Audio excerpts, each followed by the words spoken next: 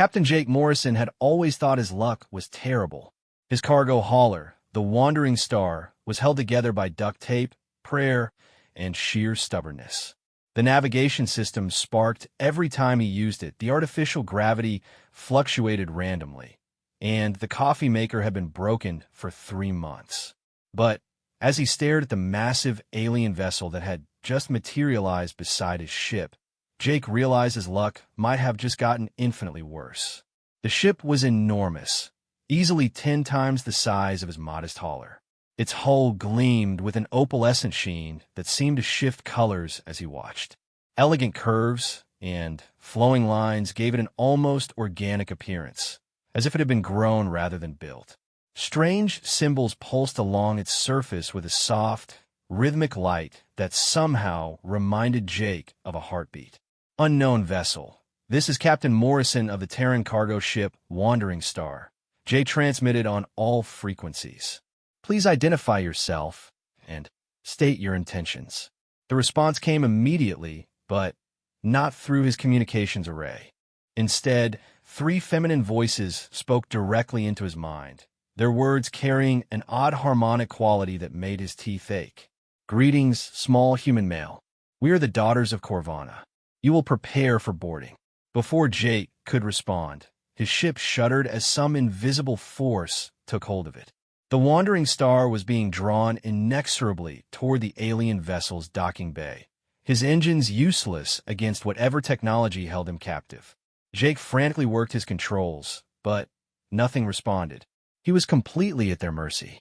The docking process was eerily smooth. Jake felt his ship settle into what seemed like a perfect berth, as if the alien vessel had been designed specifically to accommodate human spacecraft. Through his viewport, he could see a shimmering barrier had formed around his ship, presumably maintaining atmosphere in the docking bay.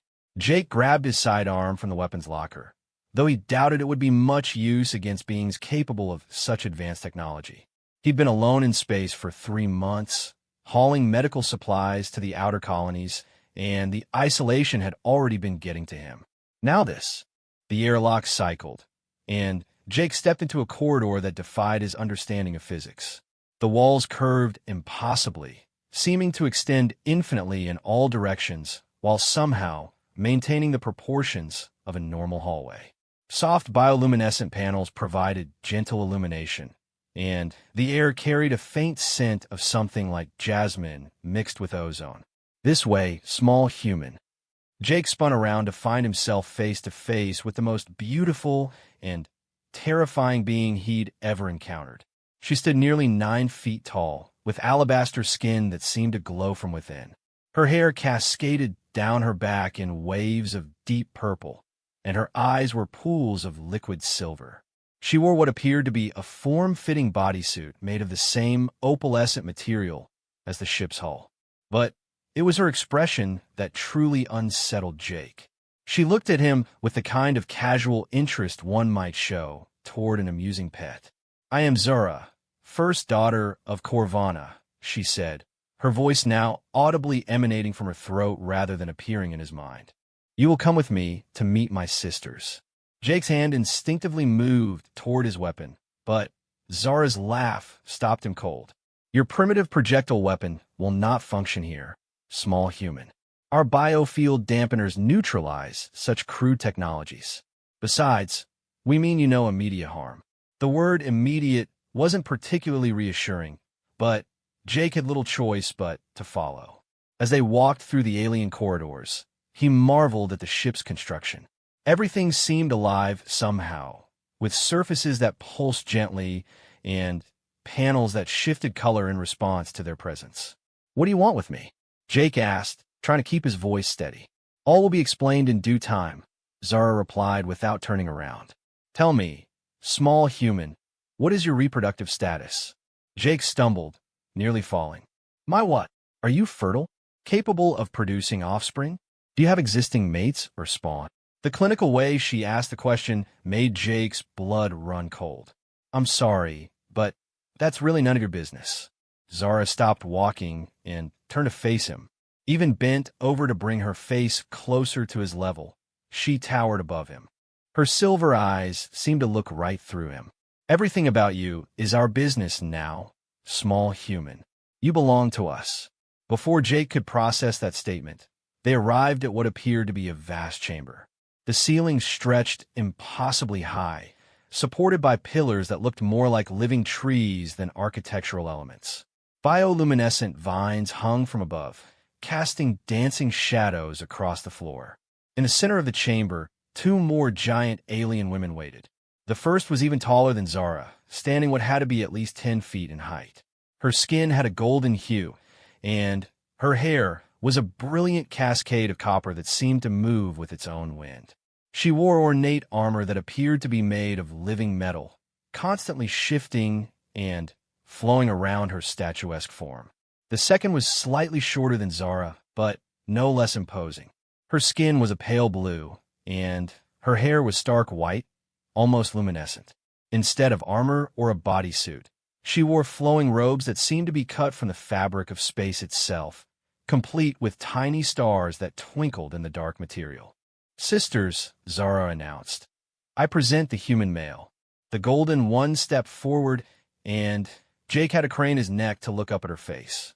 "I am Lyra, second daughter of Corvana. You are smaller than we expected. And I am Vera, third daughter," said the blue-skinned woman. Her voice carried an almost musical quality. "But he will suffice for our purposes." Jake found his voice, though it came out as more of a croak. "What purposes? What do you want from me?"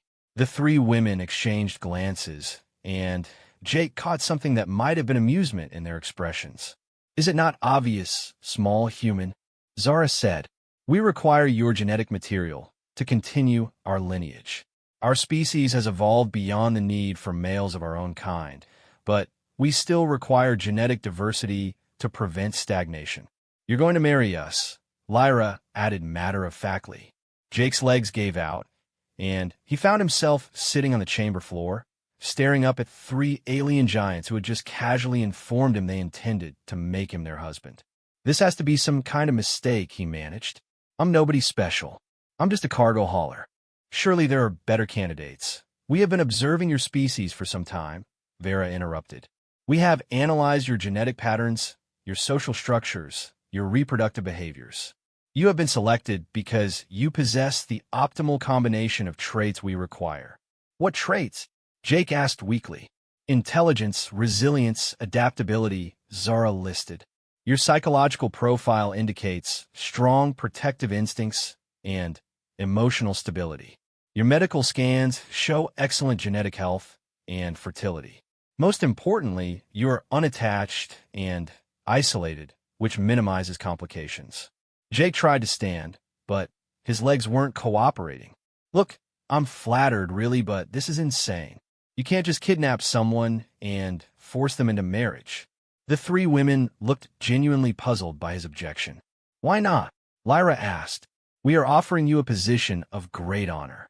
You will be consort to the daughters of Corvana.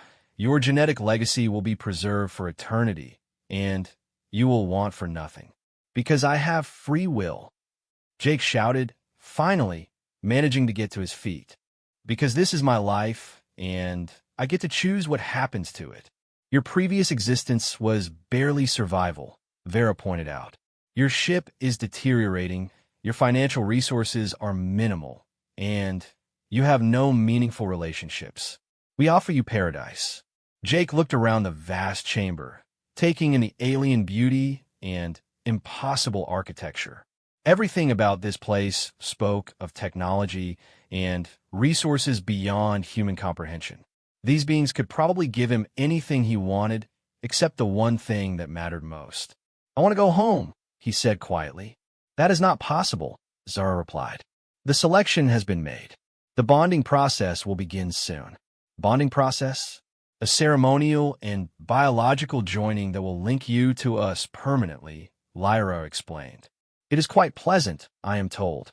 Jake felt panic rising in his chest. "You can't do this. My people will come looking for me. Earth has treaties with dozens of species.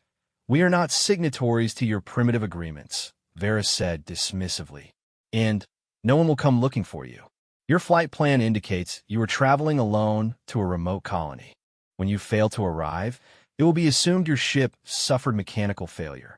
Such things are common among human vessels.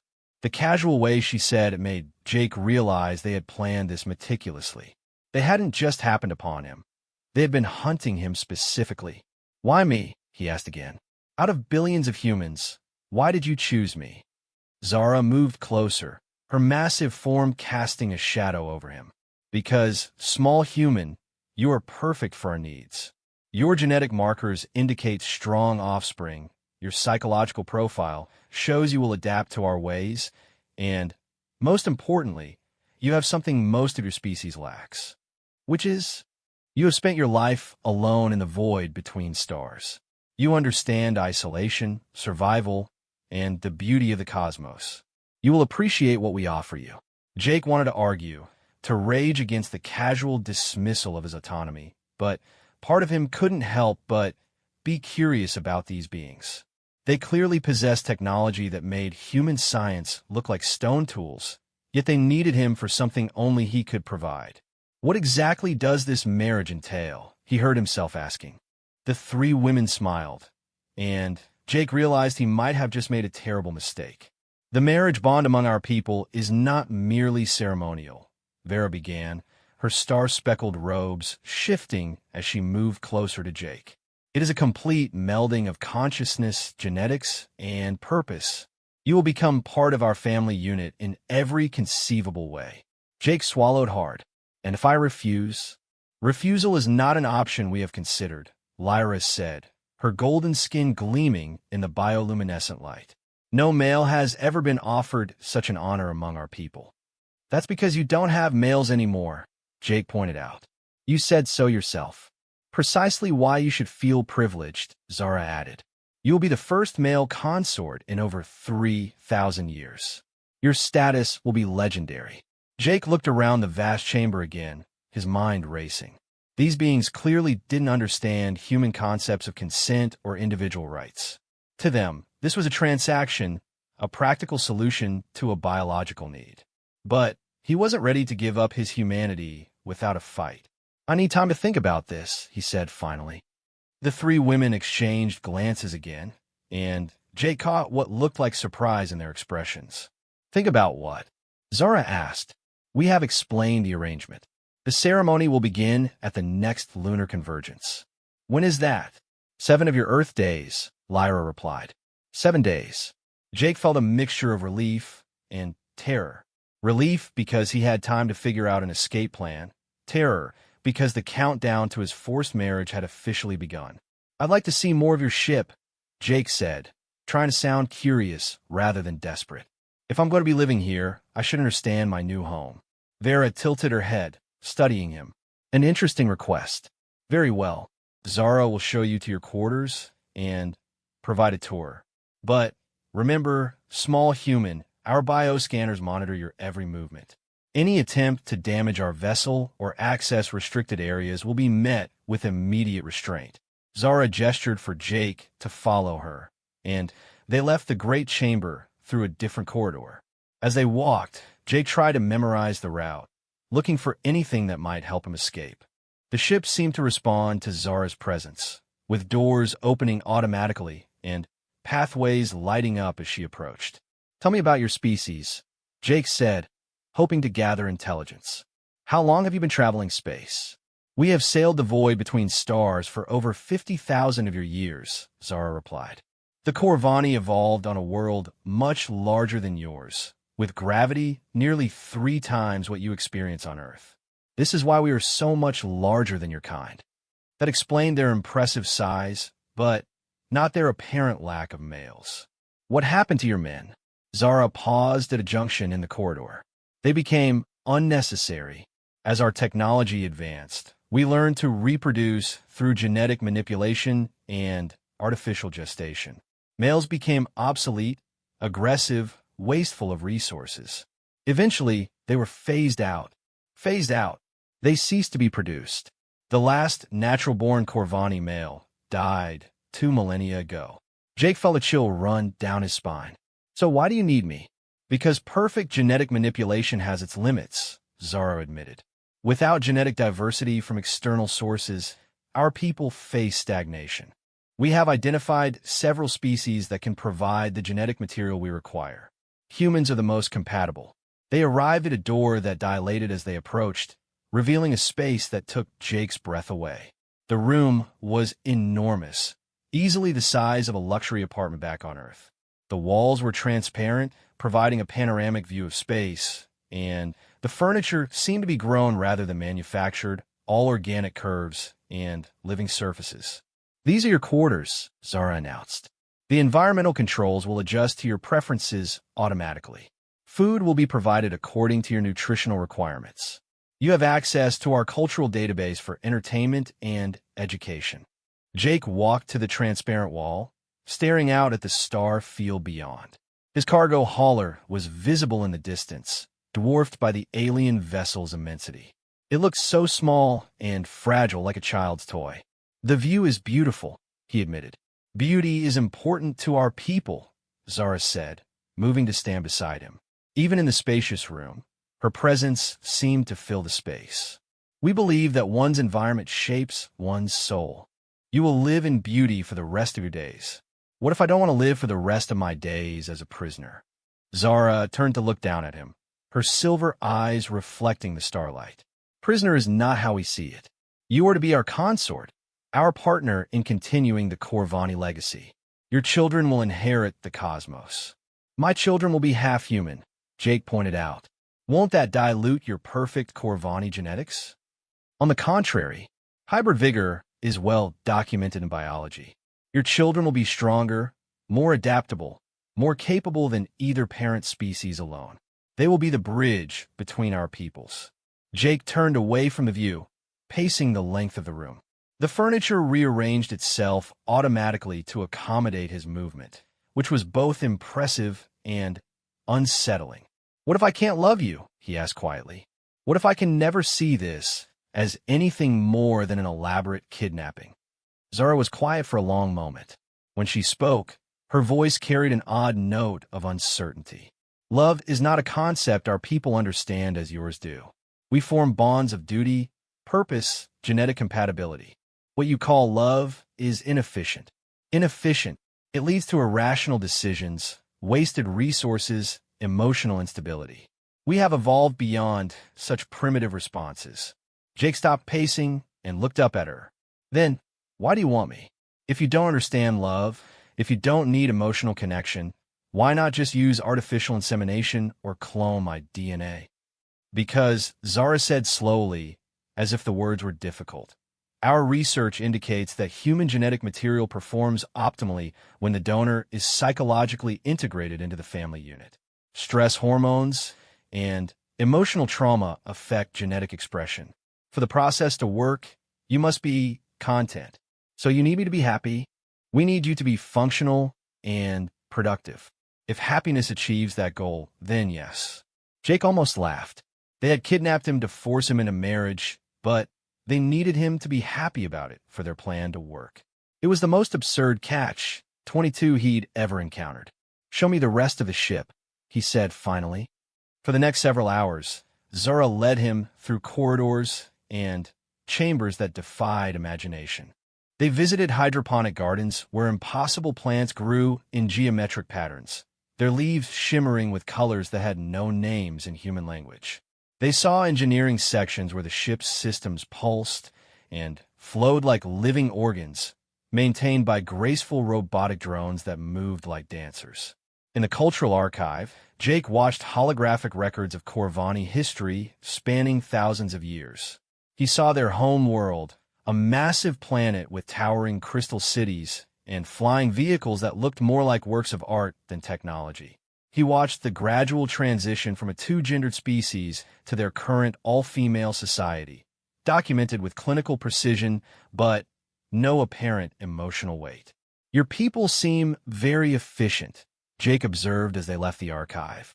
"Efficiency is survival," Zara replied. "Emotion, passion, individualism. These things led to wars, resource depletion, social chaos. We have eliminated such inefficiencies. Don't you miss it? The chaos, the unpredictability?" Zara stopped walking and stared at him. Miss what? Destruction? Suffering? Waste? Joy? Jake said quietly. Surprise. The feeling of achieving something you thought was impossible. The satisfaction of overcoming chaos through your own effort rather than having everything perfectly ordered. For a moment, Zara's perfectly composed expression flickered. Jake caught a glimpse of something that might have been curiosity or perhaps longing. These concepts are alien to us, she said, but her voice lacked its usual certainty. Maybe that's why you really need me, Jake suggested. Not just for genetics, but because your people have forgotten something important. Before Zara could respond, the ship's communications system activated, and Lyra's voice filled the corridor. All personnel to stations. We have detected an incoming vessel on an intercept course. Configuration suggests human military origin. Jake's heart leaped. Someone was coming for him after all. Zara grabbed his arm with surprising gentleness. Gulme, you will observe from the command center. But remember, small human, no rescue is possible. We will simply relocate if necessary. As they hurried through the corridors, Jake's mind raced. Who could be coming? The colonies he'd been traveling to didn't have military vessels. Earth Command rarely ventured this far out. But someone had tracked them down, and that meant he might still have hope. The command center was a spherical chamber with no apparent floor or ceiling. Zara and Jake floated in the center, surrounded by holographic displays showing the approaching ship. It was definitely human in design, but unlike anything Jake recognized, sleek, angular, and clearly built for combat. Identification, Vera asked from her position near one of the displays. Unknown configuration, Lyra replied. It appears to be a prototype design. Heavy armament, advanced shielding. They are hailing us. Put them through, Zara commanded. A voice filled the chamber. Female, commanding, with an accent Jake couldn't place. Alien vessel. This is Commander Sarah Chun of the Terran Special Operations Ship Phoenix Rising. You're holding a human citizen against his will. Release him immediately or face the consequences. Jake's eyes widened. Terran Special Operations was legendary, a Black Ops division that handled situations too sensitive for regular military channels. How they found him so quickly? Human vessel, Zara responded. You are in violation of interstellar law by threatening a diplomatic mission. Withdraw immediately. We don't recognize your authority, and we have no record of any diplomatic contact with your species. You have 60 seconds to release Captain Morrison. The three alien women looked at each other, and Jake saw something he hadn't expected in their expressions. Uncertainty. Sisters, Lyra said quietly. Their weapons are more advanced than our intelligence suggested. This vessel could potentially damage us. Impossible, Vera replied, but her voice lacked conviction. Ow! Zara demanded, looking at Jake. How did they find us so quickly? Jake grinned, feeling hope for the first time since his capture. You said you studied human psychology, right? Well, here's something you might have missed. We're incredibly protective of our own, especially when someone we care about goes missing. But you said you had no meaningful relationships, Lyra protested. I lied, Jake said simply. Sarah Chun and I served together in the Merchant Marine before I went freelance. Well, I don't check in on schedule. She tends to come looking. And she doesn't give up easily. The alien ship shuddered as warning shots impacted their shields. 30 seconds, Commander Chen's voice announced coldly. Zara stared at Jake, and he saw something new in her silver eyes. Respect. You deceived us, Zara said, and there was something that might have been admiration in her voice. Your psychological profile indicated isolation and abandonment. My psychological profile was based on incomplete data, Jake replied, trying to keep the satisfaction out of his voice. Humans are social creatures. We form bonds that transcend simple relationships. Sarah and I may not have seen each other in 2 years, but we're still family. The ship shuddered again as more warning shots struck their shields. On the holographic display, Jake could see the Phoenix rising, moving into an attack position. The vessel was smaller than the Corvani ship, but bristled with weapons that looked decidedly non-standard. 10 seconds, Commander Chen announced. We cannot allow them to attack, Vera said urgently. Our mission parameters do not permit open warfare with human forces. Then, release me, Jake suggested. Let me go back to my ship and leave with them. Unacceptable, Lyra replied immediately. The selection has been made. The genetic requirements remain. Time's up, Chen's voice crackled through the comm. Jake, if you can hear this, get ready for extraction. We're coming in. The human ship suddenly accelerated, moving faster than should have been possible. Its weapon systems lit up with energy discharges that made Jake's eyes water. The Corvani vessel's shields flared and began to fluctuate. Impossible, ver abrir. Their technology should not be capable of penetrating our defenses. You've been watching us for years, Jake realized. But you've been underestimating us. Humans adaptado. We improve. We learn from every encounter. The three alien women exchanged rapid communication in their own language, a musical series of tones that Jake's universal translator couldn't process. Finally, Zara turned back to him. We cannot risk open conflict with your species. The potential for escalation is too great. So you let me go? We will negotiate. Before Jake could ask what that meant, the space around them filled with light. The Phoenix Rising had somehow teleported directly into the Corvani ship's docking bay, right next to Jake's cargo hauler. The smaller human vessel looked like a predator that had just pounced on its prey. Boarding parties are moving through our outer hull, Lyra reported, her golden skin paling slightly. Their cutting tools are somehow bypassing our bioarmor. How many? Zara demanded. 12, no, 15 humans. All heavily armed with weapons we cannot identify. Jake couldn't help but smile. Sarah doesn't do anything halfway. When she comes to rescue someone, she brings enough firepower to level a small moon. The command center's main display suddenly filled with the image of a woman in black tactical gear. She was Asian, probably in her 40s, with graying hair pulled back in a severe bun and eyes that could cut diamond. She carried an assault rifle that Jake had never seen before, covered in modifications and energy collectors. Jake Morrison, you better be alive in there, Commander Chen said, apparently speaking directly through the ship's communication system. Because if these aliens hurt you, I'm going to introduce them to some very unpleasant human innovations. Sarah, Jake shouted toward the display. I'm here. I'm alive. Chen's expression softened slightly when she heard his voice. Good. Now, let's discuss terms with your captors. Zara stepped forward. I am Zara, first daughter of Corvana. We claim diplomatic immunity under... You claim nothing, Chen interrupted coldly. You kidnapped a human citizen. You threatened his autonomy. You declared your intention to force him into marriage. In my book, that makes you pirates, slavers, and sexual predators. My people have some very creative ways of dealing with all three. Your threats do not... Shut up. Chen's voice could have frozen helium. Here's what's going to happen. You're going to release Jake immediately. You're going to provide him with safe passage back to his ship.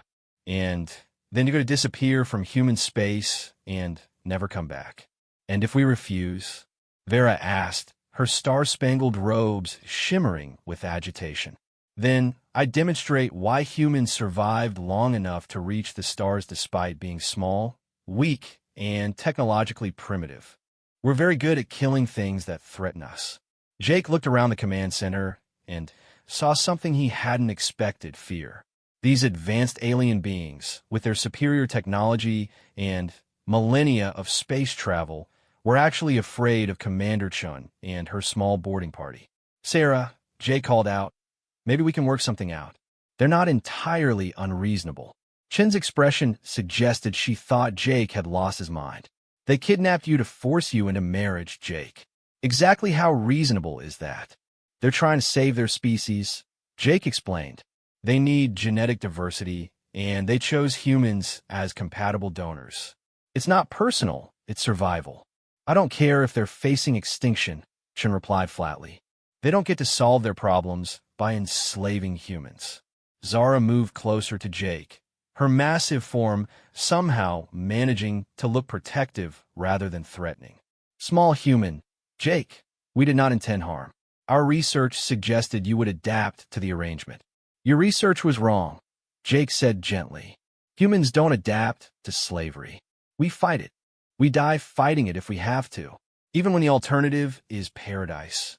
Lyra asked, genuine confusion in her voice. Especially then, Jake replied. A paradise we didn't choose isn't paradise at all. It's just a beautiful prison. The three women looked at each other again, and Jake could see them struggling with concepts that were completely foreign to their ordered, efficient worldview. Commander Chen, Vera said suddenly, what if we were to propose an alternative arrangement? I am listening, Chen replied skeptically. Rather than taking Jake by force, what if we were to court him? According to human customs? Jake blinked. Court me? We could visit your space stations, your colonies, your homeworld. We could learn your ways, demonstrate our own culture, allow Jake to make an informed choice about joining our family. Absolutely not, Chen said immediately. Sarah, wait. Jake interrupted. Let's hear them out. Jake, they kidnapped you. They don't get to negotiate. But they're trying to, Jake pointed out. Look at them. They're completely out of their element here. They've never had to deal with someone saying no before. They're learning. Chen's image flickered as she apparently turned to consult with someone off-screen. When she turned back, her expression was marginally less murderous. Fine, here are my terms. Jake comes with us now, immediately, no conditions. If these aliens want to pursue him romantically, they can do it the human way, with his consent, on his terms, in human space where he has legal protections, and can leave any time he wants. That is acceptable, Zara said slowly. Furthermore, Chun continued, any approach to Jake has to go through me first. I'm his emergency contact and closest living friend. You want to court him? You court me too. And I'm not nearly as nice as he is. Jake almost laughed at the expression on the three alien women's faces. The idea of having to win approval from Commander Chun was clearly terrifying them more than her military threats had. We agree to your terms, Vera said reluctantly. Good. Jake, get your gear and get to your ship. We're leaving in 10 minutes. As Jake prepared to go, Zara reached out and gently touched his shoulder. Her hand was warm and surprisingly soft. Jake Morrison, she said quietly. We did not understand. We thought we were offering you honor, status, purpose. We did not realize we were offering you chains. Jake looked up into her silver eyes and saw something he hadn't noticed before. Uncertainty, vulnerability, perhaps even the beginning of what humans might call emotions. You were offering me what you thought was best, he replied. But the best gift you can give someone is the choice to accept or refuse it. This concept of choice, it is very important to your people. It's everything to our people. It's what makes us human. Zura nodded slowly. Then we will learn about choice. And perhaps you will choose to teach us. Jake smiled. Maybe I will. But it has to be my choice. Yes, Zara said. And for the first time since he'd met her, she smiled back. Your choice.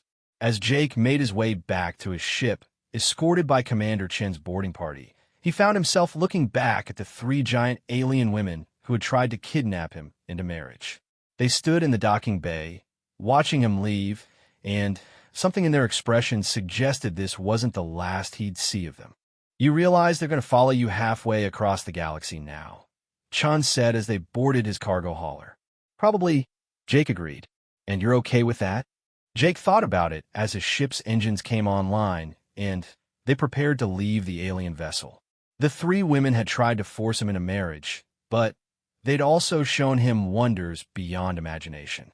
They'd kidnapped him, but they'd also been willing to learn from their mistakes. They were alien in ways that went far beyond their physical appearance, but they were trying to understand humanity.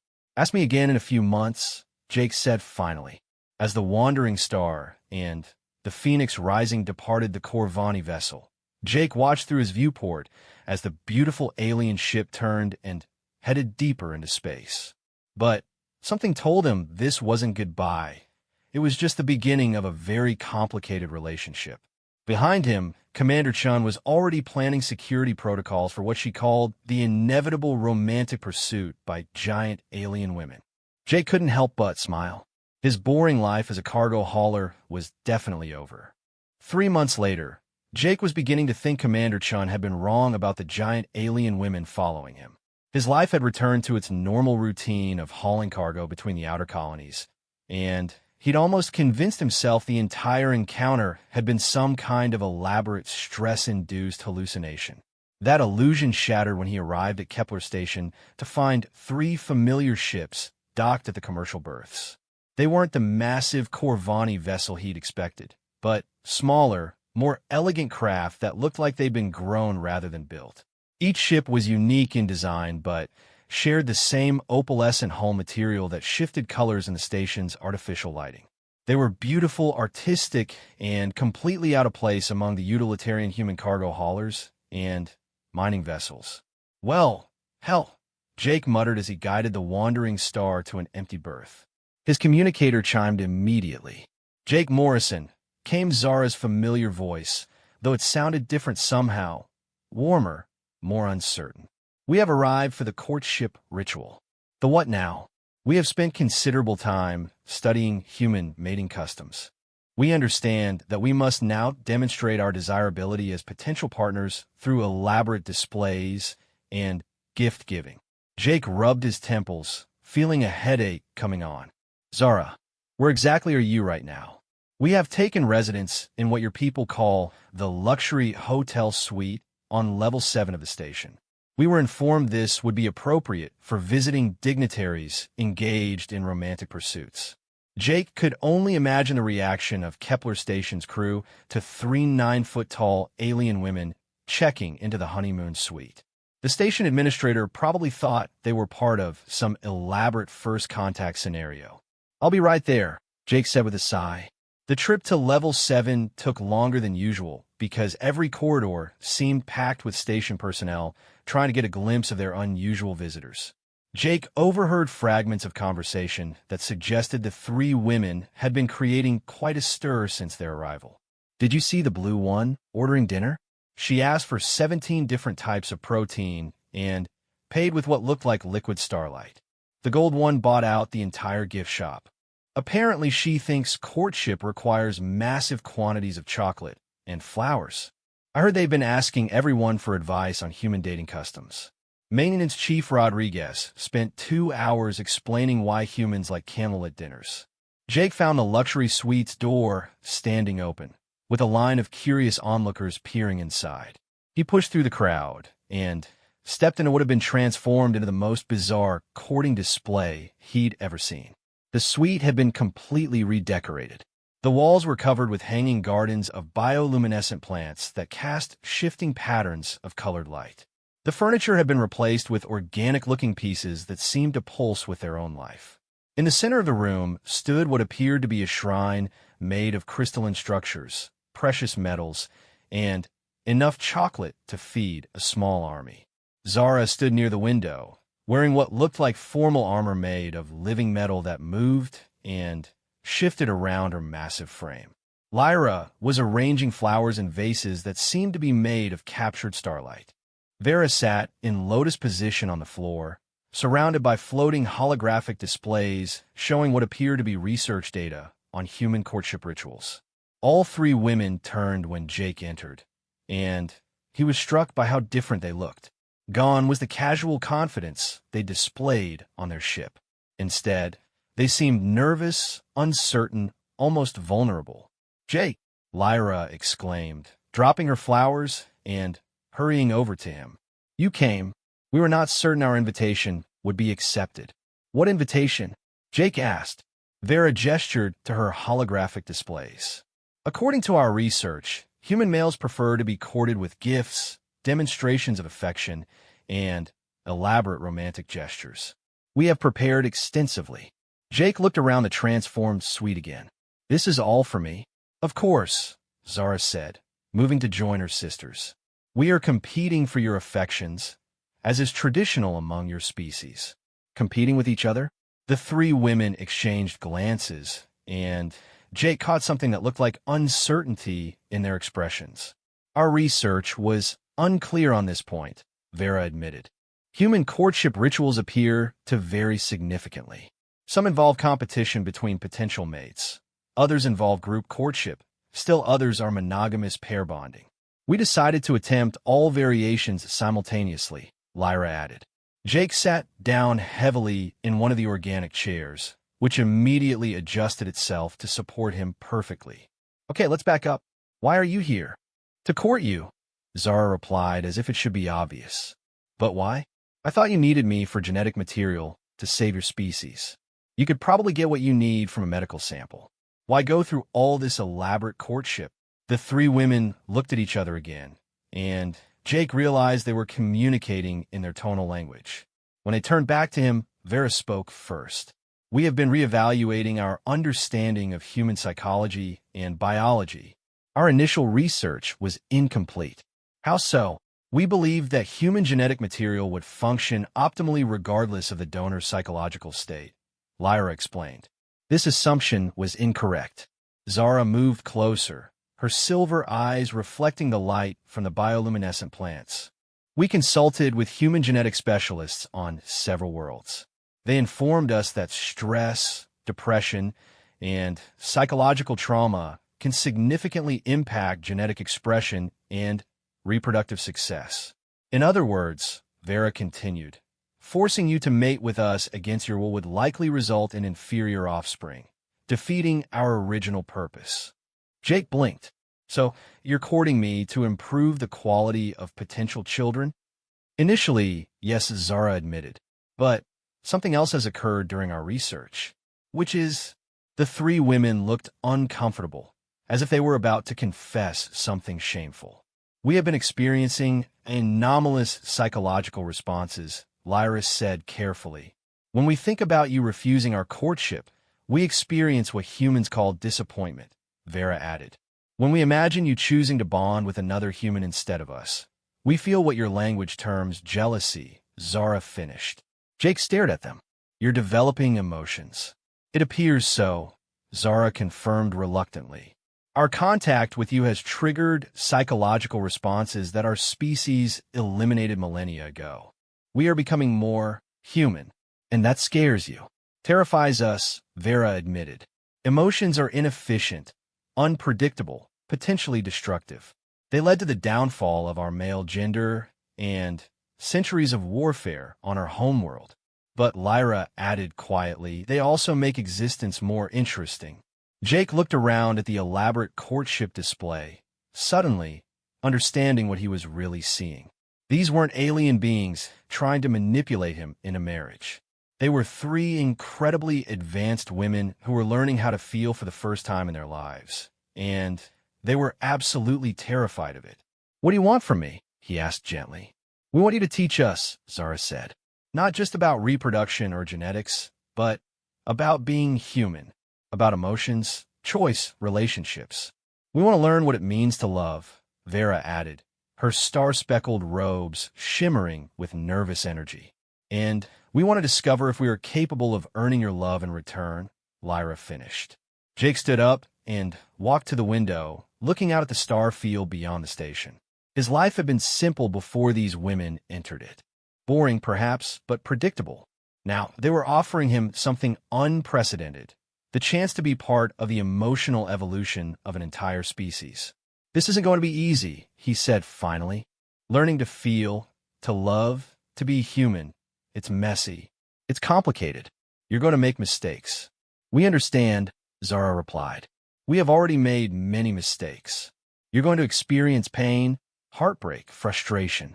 Love isn't just about the good feelings. We are prepared for this, Vera said, though her voice suggested she wasn't entirely sure. Jake turned back to face them.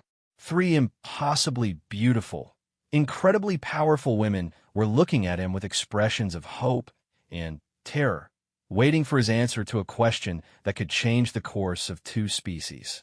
Okay, he said quietly, but we do this my way. No more kidnapping, no more forced marriages, no more treating me like a prize to be won. If you want to learn about love, you start by learning about respect. The relief in their expressions was so profound that Jake felt his heart clench. They really were learning to feel, and it was overwhelming them. We agree, Zara said solemnly. Teach us, Jake Morrison. Teach us how to be human. And in return? Jake asked. In return, Lyra said, we will show you wonders beyond imagination. We will take you to the edge of the galaxy and beyond. We will share with you knowledge accumulated over 50,000 years of space travel. We will love you, Vera added simply, if you will allow us to learn how. Jake looked at the three alien women who had turned his life upside down and realized he was about to make either the best or worst decision of his life. All right, he said, let's see how this works out. But first, we need to talk about personal space and human social customs. And somebody needs to explain to the station administrator that you're not planning to declare war on humanity.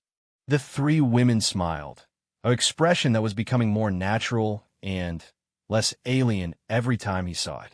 Jake Morrison, Zara said, you are about to embark on the greatest adventure in the history of both our species. Yeah, Jake replied, looking around at the transformed suite and the three giant alien women who wanted to learn how to love. I'm starting to realize that. Outside the suite, the crowd of onlookers had grown even larger, and Jake could hear someone placing bets on whether the strange courtship ritual would end in marriage or interstellar war. He had a feeling it might be both. 1 year later, Jake stood in the observation deck of the Corvani ship Harmony's Dream, watching three of the most beautiful sunsets he'd ever seen. The ship was orbiting a planet with 3 suns, and, as they said in sequence, they painted the sky in colors that had no names in any human language. Beautiful, isn't it? Vera said, moving to stand beside him. She no longer towered quite so imposingly over him. They'd installed adjustable deck plating that could accommodate different heights, allowing them to stand more comfortably together. Incredible, Jake agreed, though I still think the sunset on Kepler 442b was more spectacular. The one with the crystalline atmosphere? I concur. The way the light refracted through the crystal particles was, what is the human expression? Breathtaking. Jake smiled. A year ago, Vera would have analyzed the optical properties of atmospheric refraction and calculated the precise wavelength distribution of the reflected light. Now, she talked about sunsets being breathtaking. The change was remarkable. Jake, Lyra's voice came through the ship's communication system. Could you come to the garden? I need your opinion on something. Jake made his way through corridors that had been modified to accommodate human needs. The ship still looked organic and alien, but now it included things like handrails at human height, doors that opened manually as well as automatically, and environmental controls that responded to verbal commands in multiple Earth languages. He found Lyra in what had once been a sterile hydroponics bay, but was now a spectacular garden that combined Corvani agricultural techniques with Earth plants. She was kneeling beside a patch of roses, her golden skin gleaming in the artificial sunlight. They're not blooming properly, she said, frustration clear in her voice. I followed the care instructions precisely, provided optimal nutrition and lighting, but they refused to cooperate. Jake examined the roses, which looked perfectly healthy, but were indeed not flowering. Did you talk to them? Talk to them. Lyra looked at him as if he'd suggested she negotiate with the laws of physics. Plants respond to emotional energy, especially roses. You're approaching them like a scientist, but they need you to approach them like a gardener. Try telling them they're beautiful. Encourage them. Show them you care about more than just their optimal bloom production. Lyra looked skeptical, but she leaned closer to the roses. You are beautiful flowers, she said awkwardly. Please bloom for me. Nothing happened. You're still thinking like a Corvani, Jake said gently. You're giving them a polite command. Try again, but this time, think about why you want them to bloom. What do the roses mean to you? Lyra was quiet for a moment, staring at the green plants.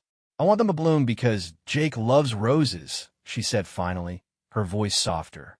I want to give him something beautiful from Earth, something that reminds him of home. I want to show him that I understand what brings him joy.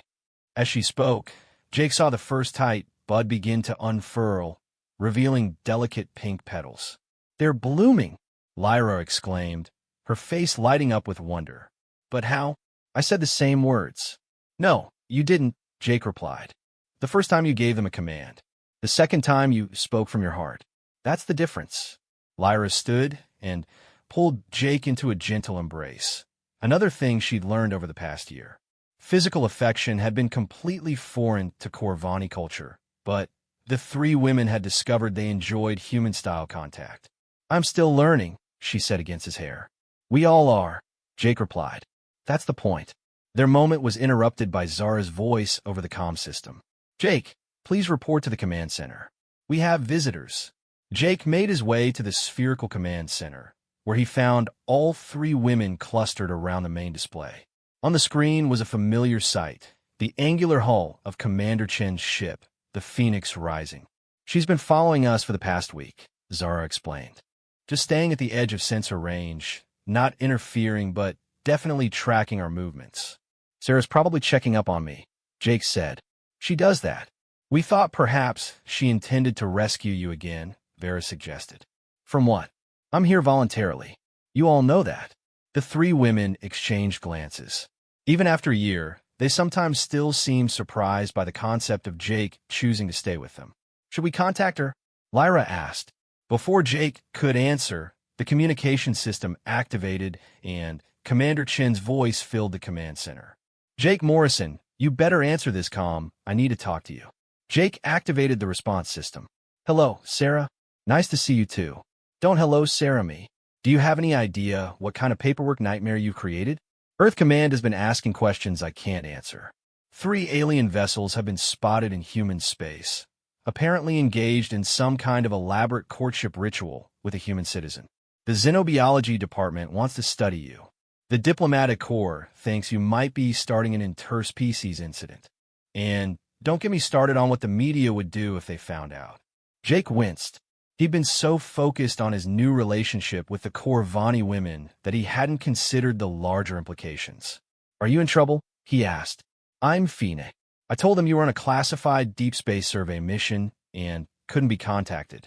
But that's not going to work forever. Sooner or later, you're going to have to come home and face the music. Home. Jake looked around the command center at the 3 women who had become his partners, teachers, and students all at once. This is home now. There was a long pause before Chen responded. I was afraid you'd say that.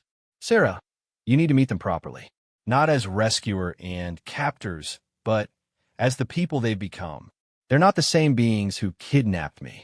And neither are you, apparently. The Jake Morrison I knew wouldn't have been caught dead in some kind of interspecies polyamorous relationship. Jake felt heat rise in his cheeks. It's not. It's more complicated than that.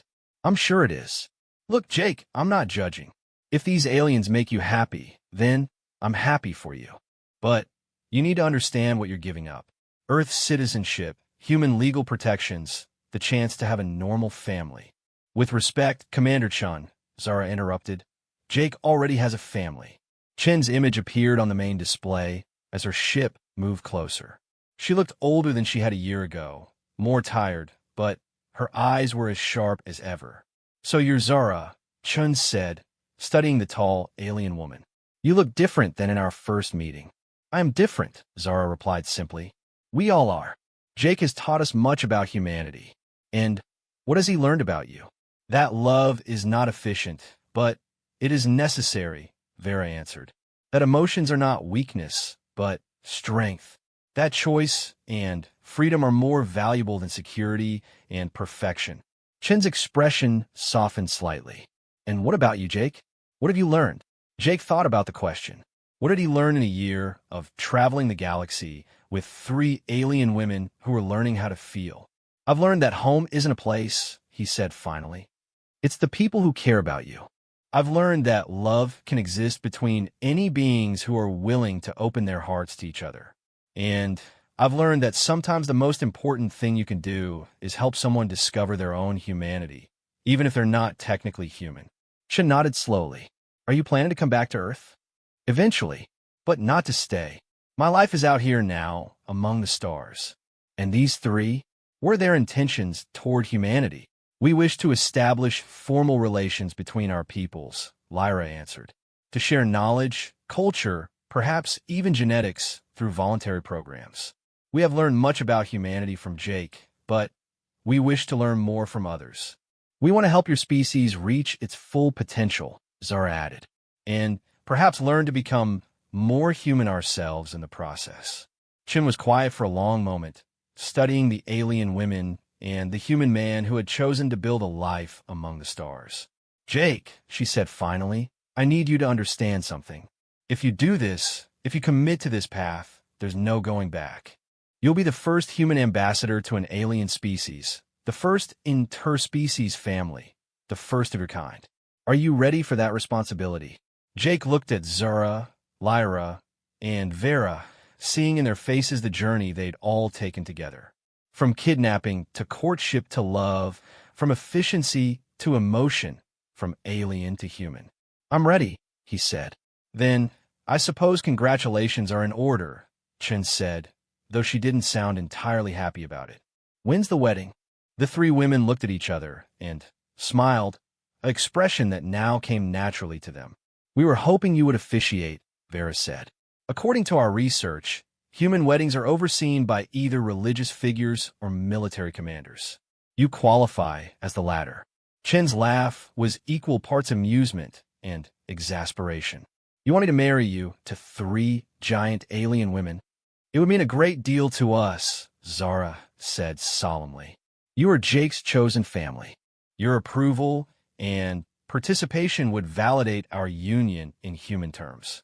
Besides, Jake added with a grin, imagine the paperwork you'll save by making it all official. Chen shook her head, but Jake could see she was trying not to smile. Fine, but we do this properly. Full formal ceremony, appropriate witnesses, the works. If I'm going to be part of history, we're going to do it right. As arrangements were made for what would undoubtedly be the most unusual wedding in human history, Jake stood with his 3 alien partners and looked out at the stars. His old life as a lonely cargo hauler seemed like a distant memory. Now he was embarking on the greatest adventure possible, building a bridge between species, one heart at a time. Jake, Zara said quietly, do you ever regret the path that led us together? Jake thought about it. I regret that you felt kidnapping was necessary. But I don't regret where it led us. Even though your life is now infinitely more complicated than it was, especially because of that, Jake replied. Simple is boring. Complicated is where you find the really interesting stuff. Outside the viewport, Commander Chen's ship took position alongside theirs, preparing for the ceremony that would unite not just 4 individuals, but 2 species in the bonds of love. Jake Morrison had set out to haul cargo to the outer colonies. Instead, he'd found 3 alien women who wanted to learn how to be human, and in teaching them, he discovered what it truly meant to be alive. The universe, he reflected, had a wonderful sense of humor.